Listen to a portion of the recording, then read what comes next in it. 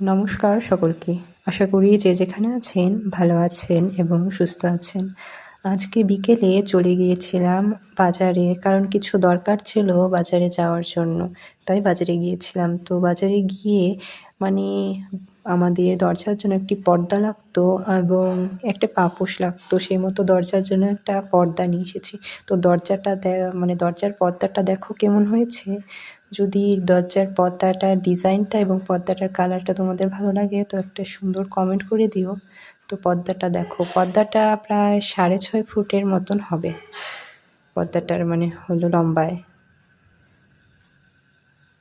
আর চওড়ায় বোধহয় 40 ইঞ্চির মতন কি কতটা হবে একটা কোন রকম। আর তারপরে এনেছিলাম পাপোশটা। পাপোশটা আনা হয়েছিল আমাদের রান্নাঘরের জন্য, কিচেনের রুমের জন্য, যেহেতু কিচেনে আমাদের ফ্লোর টাইলস রয়েছে।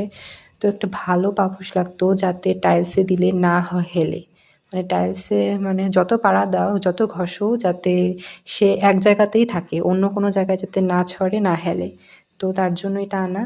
তো পাপোশটার কালারটা কেমন হয়েছে তোমরা জানিও কমেন্ট করে। এরপরে যেহেতু পুজো আসছে সামনে, তো যে দোকানে ঢুকেছিলাম, এমনি এমনি ঢুকেছিলাম, যদি ভালো লাগে তাহলে নিব।